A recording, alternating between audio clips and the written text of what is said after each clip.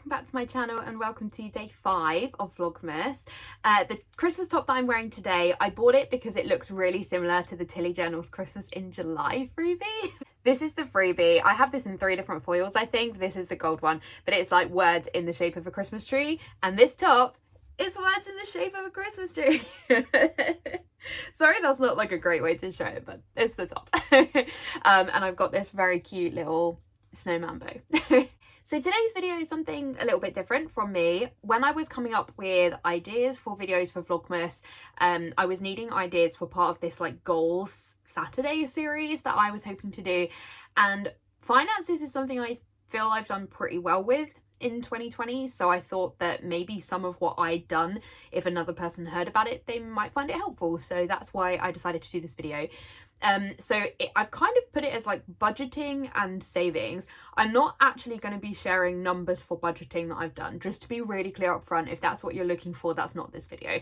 I will be talking about the categories I use in budgeting and the process that I go through when I budget, but I'm not going to be talking about my numbers. The reason for that is I actually don't think it's hugely helpful, because what happens is you can get really caught up in what somebody else's numbers are, and I know I personally do that, and you think, well, I can't put aside that much money for X category and I'm never going to achieve blah blah blah, and that actually isn't helpful. What I want to share today is about the process, because I think that actually that is helpful, and if I help one person as a result of doing this video, then that's the most important thing for me. So that's why I decided to do it. The other thing I want to say before I get started is in no way is this video sponsored by or affiliated by Monzo, which is the bank account that I use. In part that's because they don't have an affiliate program anymore, because you used to get money for referring people, but that doesn't happen anymore. So genuinely this is like entirely my own thoughts. But I use Monzo, so I am specifically going to be talking about that bank account because that's the one that I use. There are other bank accounts out there that do similar things to Monzo. They're very different from a normal bank. So caveat, Monzo is not the only one, but it's the one that I use, so that's the one that I'm going to be talking about.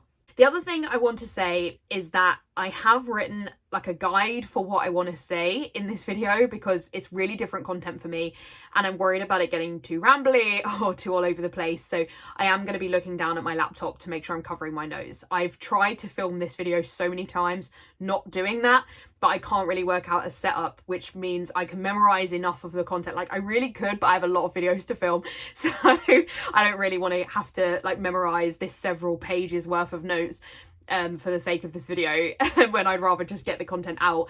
And I think that you guys would probably rather that than me like really stressing myself out over with filming it.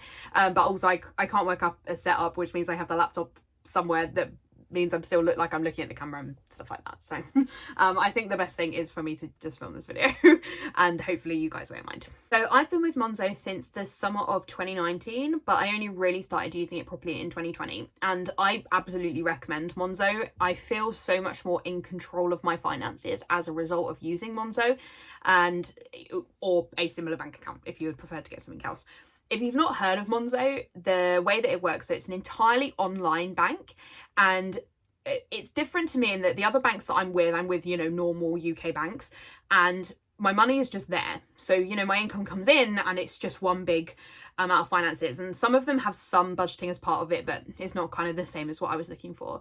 With Monzo, you have a system called pots where you can label the pots. You have up to 20 and you can label them as you like, and you can put aside money into them, and you can use that in different ways. And so I'll be talking today about how I use mine, but I know lots of people who use it differently, so you'll have to sort of see what works for you.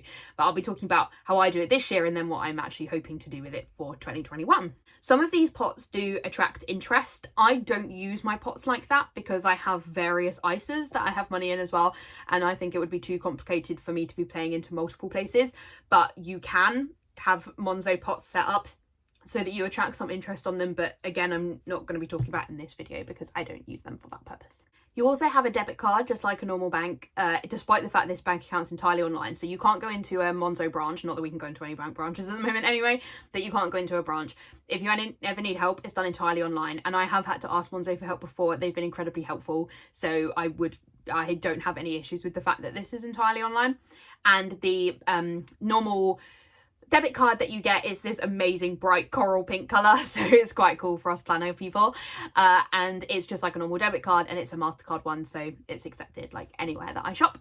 And Monzo also has some other really great features. So it has a lot of reporting. Like if you're into pie charts, Monzo is for you. You can see your spending by category every month, and you can, you know, sort of compare how you're doing, and it has graphs for each month, so you can see like how much money's coming in, going out, where you're spending by category, and you can see a lot of the pie charts sort of through the month. And then it does a yearly report for you as well. So it's if you're kind of like interested in data and stuff like that, then Monzo is pretty good for that. So I first want to talk about how I've used it in 2020, and then I'll talk about how I'm looking to use it in 2021, because I think if I talk about it this year, it'll kind of set up what I'm planning to do for next year. So I still get my income paid into a different bank account. And then what I do is I sort of sort out what I'm going to do with my finances from there before I transfer anything to Monzo. So the first thing I do is I pay money into my Help to Buy ISA, because that's in with the same bank that my income comes into. So, and I pay £200 a month into that. So that's the first thing I do when I get paid, because I have to pay in on the last day of the month, or I kind of miss my chance, and you can only put money in once a month and this kind of stuff. So that's the first thing that I do. Then I pay my phone bill is the second thing, because I don't really have that many bills. My boyfriend does a lot of them because it's his house and I moved in, so they're already in his name. So I pay him for bills. So I pay my phone bill and pay him bills money. So that's kind of the next thing that I do. I pay off my credit card as well, so that I know I always pay off my credit card every month. I don't ever leave any balance on my credit cards. So that means I then know all the money that I've got left, I've already paid off the various bills that I have. I also then put some money into my bills account. I only have, I think, my phone bill comes out of there, and I have money that comes out for the union that I'm in, and now it will be the window cleaner, but like nothing else really comes out of that. It's a slightly defunct bank account to an extent, but I will keep that until me and my boyfriend buy a house together or get married and start getting joint bank accounts, and then we'll reassess all of this. But that's kind of what I do for now. And then I transfer the majority of the rest of my income into Monzo. I leave a little bit of buffer money in the account, which has my ISA and where my income was originally paid into. I leave a bit extra in my bills account, and then I put the rest into Monzo. Then what I do is pay into all my savings challenges first, and I'll talk about them in a second. And then all the remaining money I have left over is my spending money for the month, and then that gets divided into my kind of everyday spend pots. So the pots I have in Monzo are divided into a few different sections, and so that's kind of what I'm going to be talking about for the next section of this video. The pots that I use for everyday spending are split by category based on my everyday spend, basically. So the areas that I have travel, food shopping, eating out, shopping, gifts, planning, entertainment, and health. So those are the major areas that I spend in. I mean, shopping is very generic, but that's, you know, just like a lot of general spending happens from that. But what I do is, with the remaining income that I have left after I've paid my savings challenges, I divide my money amongst those pots, and I put in roughly the amount that I think I will spend in the month in that category, or I will put in what I hope to spend. So for example, if I'm trying to reduce my spend in one of those categories, I will put in less money than I would want to spend. That's kind of what I do with budgeting. I don't do my budgeting in any other way. I don't do it on paper. I don't do an Excel spreadsheet or anything like that. I just use Monzo, and I'm not like a fine-tooth budgeter, I'll be honest, but that is mostly because my savings challenges are such a huge proportion of my income that I know that I'm doing a great job in saving, so I'm slightly less concerned about what I'm doing with my budgeting, but I do think I could get better than this. And so towards the end of this video, I'll talk about what I'm doing in 2021, because I think that I've done the method that I've used now for a year. I know what works, I know what doesn't, and I can change it for next year. And then what happens with those everyday pots is I leave like buffer money in Monzo. So the downside to Monzo is that you can't spend from the pot that you've put money in. So if I put £30 in the entertainment pot and then I buy tickets for the theatre, I need to remove the money from the pot before I spend on that thing in order for the money to just come out of my main account. So that is kind of a downside. So what I usually do is I leave buffer money in my main pot, so that, for example, if I was buying tickets for a show and they cost £20, it would come out of my main pot, and then I would withdraw £20 from my entertainment pot. So I know I've only got £10 left for that category. So that's kind of how I do it. There are definitely more advanced budgeting features in Monzo where you can set how much you want to spend per category, and then you get notifications from Monzo like you've only got £30 left to spend on health or food or whatever. So you can do that. I didn't find it massively helpful with the way that I do Monzo, so I decided to turn off that function, but there definitely are ways that you could probably do more effective budgeting than I do using the actual budgeting tool in Monzo. But I just like, for me, seeing the money in pots is a better visualization of how much money I have left to spend on something than a reminder when I spend. So that's kind of how it works for me. Then for savings, I have 3 different types of pots, though the pots are all the same in that I just put the money in there and then take it out. They don't gain me interest or anything. As I said, I don't use that. So they're not really different types of pots, but I use them differently. So to me, they're 3 different types of pots. So I have 3 that are effectively sinking funds. So that is my hair fund, my house fund, and a Disney fund, but I don't fund the Disney fund anymore. But I was using that. So in 2019, I had a Disneyland Paris annual pass, and so I went to Disney like 4 times. So I did need to have a sinking fund for Disney, but now I don't pay into that Disney fund. But for hair and for house fund, I do pay into those. For hair, that's mostly because I only get my hair done 2 or 3 times a year, and I would rather not have to fork out in one go, so I only put like £10 a month away for that, but it helps me not have to have a big spend at the time. And then house fund is a new pot that I have and something I need to work a bit more on, but it's to pay for things around the house, basically. So then my next like personal category of savings pots is for specific things. So it's kind of like a sinking fund as well, to be honest, but I just see them a bit differently. So one is a holiday fund and one is a driving fund. So holiday, it's for a specific holiday, which is why I don't really see it as a sinking fund, because it's for a specific holiday that we're having next year. So I'm just putting the money, I know how much I need to save and I save every month for that. And then the driving fund, I guess it is more of a sinking fund at the moment because I don't drive. So I'm like long-term saving for driving lessons. And I also don't plan to learn while I have to wear a mask. I did learn to drive before and had a pretty bad experience. So it's taking a long time for me to be ready to drive. I probably now would be ready to have lessons, but now there's a pandemic and I don't want to learn to drive with the mask on for personal reasons. So for now it's still on hold, but I am like actively putting money aside in there. And I've just remembered my provisional license is going to run out this year. So I probably should put some money away to pay for a new provisional. And then the other 6 pots that I have are all savings challenges, and that's actually what really inspired me to do this video, because I do feel that I've done a pretty good job with my savings through these savings challenges, and I thought that other people might find it useful to just hear what savings challenges I've done and why I feel they have worked, or if there's any elements about them that I didn't like, if it's something that you wanted to think about doing for January 2021. I will admit, I'm not always great with the actual budgeting aspect. So, you know, if I put £10 in for planning, I never just put in £10, but as an example, if I put in £10 for planning and I wanted something for £12, I'm not really that prescriptive. I will buy the thing for £12. So I'm not actually that strict with myself. And that is a downside. And what it means is I often end up putting money on my credit card and then I pay off my credit card. And it's like a vicious cycle. And I don't really like credit cards in general. The reason I have one is to improve my credit rating, and that unfortunately I do feel you get in a cycle with your credit card. I'm very good and I pay mine off every month, but then because you've used a portion of your income to pay off the credit card, that's a portion of money you would have used on spending. So I need to try and kick the habit so that I can maybe have one purchase I make on my credit card each month and pay that off. But the one thing I am really good at is the money that goes into the savings challenges I don't touch. So that's like protected money, and that's where I'm very proud of sort of how I've tackled this year, because I've saved a lot more money because I just don't touch that money. I really want to see the savings challenges completed.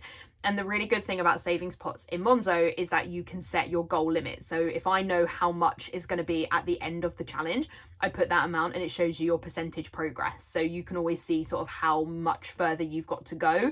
And that's very motivational. So how did I choose these savings challenges? So I literally did a Google search last January, to be honest. But that's fine, you know, there are loads of savings challenges out there and you should absolutely go and look at those. And I was looking for ones other than the 365 penny saving challenge, which was the only one that I had ever done before, and I think I'd done it 2 years previously, but for various life reasons hadn't actually ever completed it. But for this year I will complete it twice over, so that will be pretty cool. So what I'd done in previous years, if you're interested, with the 365 penny challenge, that was when I used to pay in cash. Does anyone remember what paying in cash was like? And I would always use notes to pay for something, and then all of the change I would use to put towards the 365 penny saving challenge.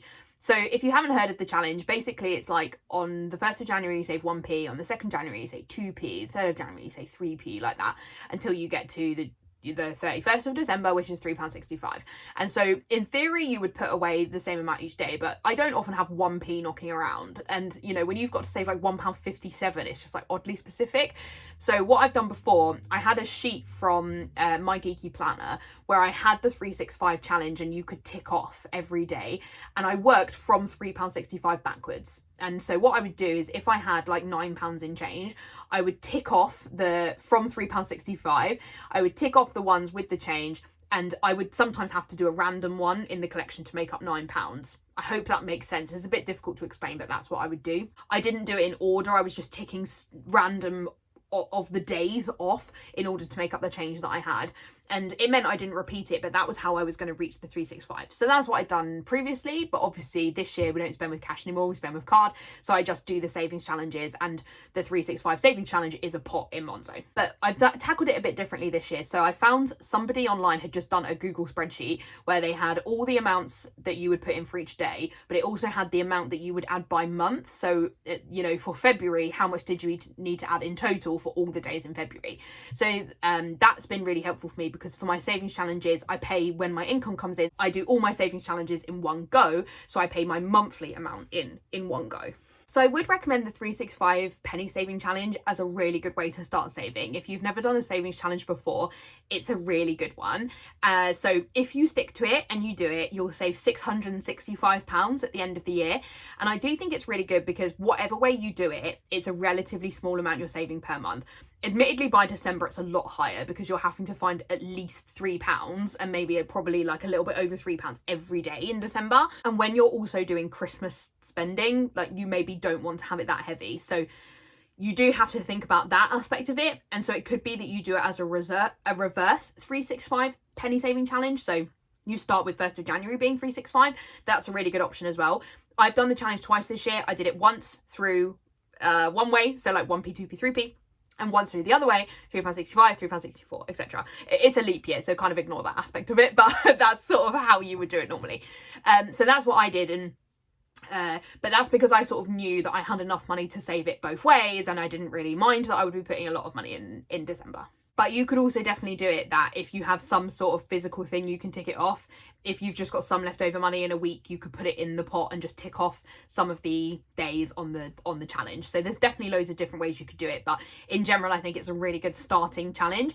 And also it needs a bit less of an overall amount that you're going to be putting away than some of the other challenges I'm going to be talking about. So this is maybe the sort of more beginner friendly challenge. So all the other challenges that I've done this year are new to me. So the one I've most enjoyed and the one I think is just really good because of its consistency is the +1 challenge.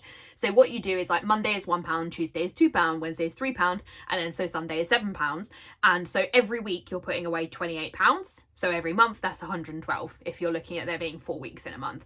And I just really enjoy this. It's really consistent. The majority of savings challenges get much heavier at some point in the year, which is usually December unless you do it in reverse, or there'll be like a peak in the middle of the year or something because you save a different amount. But the +1 challenge is just really consistent. You know what you're saving because of what day it is. And the overall amount that you'll save is 1456, so it's a pretty big amount, and it doesn't feel a lot. Like saving £28 a week doesn't feel like as much as the overall amount that it's going to be. So I really like this challenge, and it's definitely a challenge that I will carry forward because of its consistency, and one that I'm looking forward to doing like a bit more in future years. So another challenge that I did is the 52-week saving challenge, which is a little bit more complicated if you don't have a guide.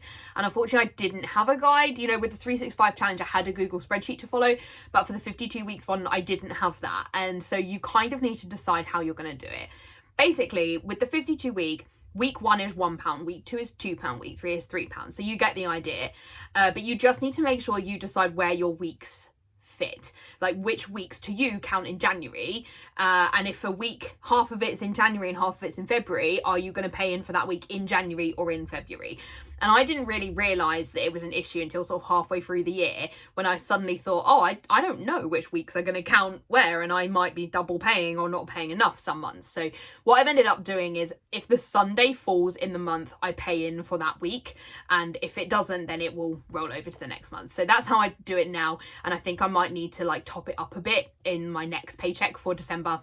because I'm filming this in November, I think that I might need to top it up in order to complete the overall amount. But the overall amount is 1378, so it's pretty good. This is obviously a challenge which is much tougher by the time you get to December, because you're looking at 49, 50, 51 and 52 falling into December, and that's quite a lot of money to put aside if you are also funding like quite a big Christmas. If you haven't done a sinking fund for Christmas, that's quite a lot to put in. So you do need to think about whether your income works in that sense. And so this year I have done the 52-week saving challenge, and I've done it in reverse. And it's, you know, it's been good because you save quite a lot of money, but it's one that's like a little bit more to get your head round, and it peaks at different points in the year. The final challenge that I did was the monthly challenge, which is the toughest in the amounts that you need to save. So January is £25, February is £50, March is 75, so it's going up in 25s until you get to June and July. They're both £150, and then you come back down in August in £25. So December would be £25. So the benefit of this is that, you know, you might have a bit more money in the middle of the year. You're not having to find money at the beginning or the end, but finding £150 a month is obviously a pretty major amount to save. And for me, this is the only saving challenge where I think I maybe didn't save as much as £150, because I was doing so many other savings challenges as well that I was like, that's a lot of money to find, like £300 in 2 months. So I do think I might not complete this one, or it might be that I'm sort of filling in the money in December. I need to have a look at how much money I'll need to find, and how much money has gone into other savings challenges and stuff like that. So I may not entirely complete this one, but the total amount you'll save is 1,030. So it is actually less than the other challenges, so in theory I shouldn't find it as difficult. But I think for me, the +1 challenge, the consistency of that worked much better than having to find very different amounts per month. Okay, so that brings me on to then what I'm going to do in 2021. So whilst one of the proudest things that I've done in 2020 is save, and a big part of that was the fact that I didn't have to commute anymore because of working from home. So I don't know that I could have completed as much saving as I did if I was also paying to commute and like paying for lunches and stuff like that, although we've had to pay to eat more at home. So that is maybe like a caveat to this. I didn't really set out and plan it. I just was like, wow, these saving challenges are really good, I'm going to do them all. And I didn't really think about whether I could actually afford to, but because of not having to commute anymore, that it made it a bit more bearable. But for 2021, I do want to make some changes, because I want to save more for specific things, because I don't touch the money in the savings challenges at all, and that is really good. But it does also mean that sometimes I'll find myself without enough like disposable income for a month, particularly around things like paying for gifts and things which are maybe slightly more expensive. And I've already explained about the cycle of my credit card, but that is also partly a problem. And because I will not touch the money in the savings challenges, I can't actually help myself get on the right cycle. So what I think I need to do is reduce the amount that I'm actually putting into savings challenges, but to up the number of sinking funds that I have. So I'm actually saving money for specific more big ticket items, or something where I know I need to spend a lot in one go, so that I can get a little bit more on top of my spending. Something that I did do as well is one of my Monzo pots is just called 2019 savings, and it's just the money that I'd set aside in 2019, and that one I do spend from, and it's rapidly dropping, because I will take money from that to pay for things. You know, we had to find quite a lot of money to pay for the window cleaner the other day, which I hadn't previously saved. So this is where I think that having more sinking funds would be really beneficial for me. If you don't know what a sinking fund is, it's basically where you're putting money aside for something, a specific category that you know you'll probably need to spend on in the future. So for example, if you know you're going on holiday, or you want to just save for holidays, finding several hundreds of pounds for a holiday out of your income 1 month would be really difficult. So you put away a smaller amount per month and save up for it over a longer period of time. So that's basically what a sinking fund is. So my plan is to just do 1 or 2 savings challenges this year, and well, probably more than one, but I will most likely do the +1 savings challenge, because I think that one's so good, and I'll probably do it multiple times, because it just means that I find a consistent amount every month for my income. So that probably is the one that I will stick with. And then the other major difference is that I'll be using pots for everyday spend, the same as I do now, but then I'll be turning other pots into sinking fund pots. So for example, the holiday we've planned for next year is kind of a sinking fund, but I'm specifically saving for that holiday. But I would also like to have another savings pot for other holidays or weekends away or anything like that, because like all of my holiday money is going for that trip, but we might want to go on a weekend away. That's just one holiday. So I want to be sort of preparing and advance saving for another holiday. I also really want to start one for Christmas because Christmas just always comes around, and I do have like an everyday one for gifts, but I do pretty much max that out every month. What a generous person I am. So I need to have a separate one for Christmas where I'm advanced saving for that, just so that when December comes around, I'm not having to find loads of money and the cycle with the credit card, etc, etc. I'm also thinking of maybe having one for Black Friday, which maybe seems a bit drastic, but I do spend quite a lot of money on Black Friday, and it's more money than I have ever planned for. And if I haven't saved up for it in advance, I would be taking a huge proportion of my November pay to pay for Black Friday, and then what I do still need to buy food. So it would be good to save up money for that as well, I think. But basically it will be for anything where I want to set aside money. And I haven't completely defined these categories. I have got some ideas, but that I just wanted to talk to you more about the process of what I'm doing with that, rather than necessarily giving you all the specific categories that I'm going to be doing, because your sinking fund categories will be really different. You know, you might want to be saving for something for your kids, or you might want to be saving for a pet, or, you know, we'll probably be saving for, you know, we plan to move in a few years' time, so it might be that I start saving money for that, although all my major savings will go towards that, but I might specifically save for that. I'm thinking about potentially saving for a new laptop, so I need to really think about them, and I probably won't actually make a decision until I get paid in January, but I might brainstorm a bit more over December. The other thing I might do is take some of the money from the completed saving challenges and put those into specific sinking funds. So potentially changing a sinking fund to be called Savings for a House and put that in there, because that money maybe should be allocated to a specific category. Because as I mentioned earlier, what I did this year is just put all my 2019 savings into a pot, and I just took from it when I wanted to. And maybe I need to be a bit more intentional about how I'm going to be spending that money. What I will probably also do is move out some of the overall money into the kind of slightly defunct bills account. I used to do that as a way of saving, that I would put money in there because I don't use that bank account. I don't have the debit card like around with me every day. I don't really spend from there. So it's not a bank account I look in all the time. So it may be that I put the money in there. It's just a case of going, I don't really want to look at that. I don't want to spend that anywhere. I maybe need to also think about whether I can put that into any of my ISAs. I can't put it into my Help to Buy ISA, but I do have another one. So maybe I put it into that one or something like that. So for my final thoughts, I just wanted to share a couple of cool tips about Monzo in case any of you don't use it now and you're thinking of getting it, or you have it but don't think you use it effectively. So I just wanted to talk about a couple of cool tips and things that I really like about Monzo. Most of this is around aesthetic, to be honest. So the first is that you can use an image for your pots, which really helps with being motivational. So for example, the Disney pot, which I don't really use at the moment and I'll probably get rid of for 2021, but I have, you know, a picture that I took of the castle. For the +1 challenge, I have a picture of this insane house, you know, but it's just a kind of nice thing. It's motivational as a way of being like, oh, I'm saving for this particular thing. And so if you're saving for Christmas, you can have pictures of Christmas, stuff like that. And I think it's really good if you're saving for a particular item, so you're saving for maybe a laptop or something, you can have the picture of the laptop as the reminder of the goal that that's what your savings for. So I really like that. The second thing is that obviously you can name your pots. The downside to Monzo is that you can only have 20, and I really wish Monzo had more, but so that's the only downside. So you do need to be intentional about the different pots that you're going to have.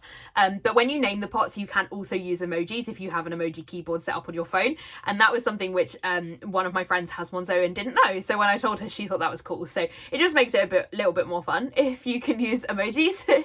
And then the third is an actually useful tip, but not an aesthetic thing, and it's to do with savings. So Monzo have something called Roundup, which I think that other banks have as well, where if, for example, you spend like £5.80 on lunch, it will take £6 from your account and it will put the 20p into a pot of your choice. So you can only have Roundups go to one pot.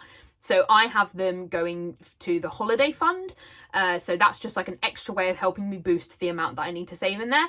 And through Roundups in 2020, I've saved £200 just alone through Roundups. So that's been really useful for me.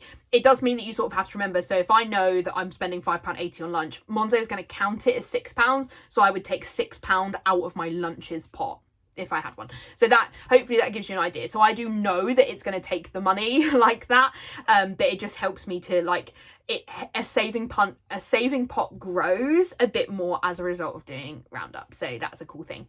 And then another thing that I didn't mention, because I don't really pay for bills out of my Monzo account, but you can have what are they called, direct debits go out from a specific pot. So if you have a pot for gym membership, you can say to the direct debit, come out of there. But because I do bills on a separate account, I don't do that. But that is just something to say as well.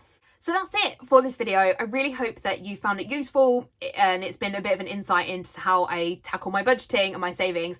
It definitely isn't perfect and it definitely couldn't be used by everybody, but as I said, if this helps one person to think about how they go about their budgeting or savings, then it's done its job. So that's the main reason why I decided to do this. And I definitely don't entirely use Monzo how it was intended. I've kind of adapted it, but that also might work for you. So, and hopefully you have understood everything I've said without me showing it to you. But if you do have any questions, feel free to add them in the comments below and I'm more than happy to explain something in more detail if that would be helpful. Yeah, and so as a reminder, when it comes to Vlogmas, I will have a video up every day for 25 days of December.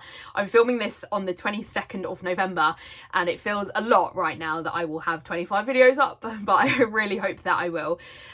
So I hope you're prepared for lots of this space and that you're enjoying all of my videos so far. I really appreciate any likes on my videos. If you haven't already subscribed, I would love it if you would subscribe and join the little family over here. And as a reminder, you can also find me over on Instagram at peace.love.plan. But otherwise, I will see you guys in my next video. Bye!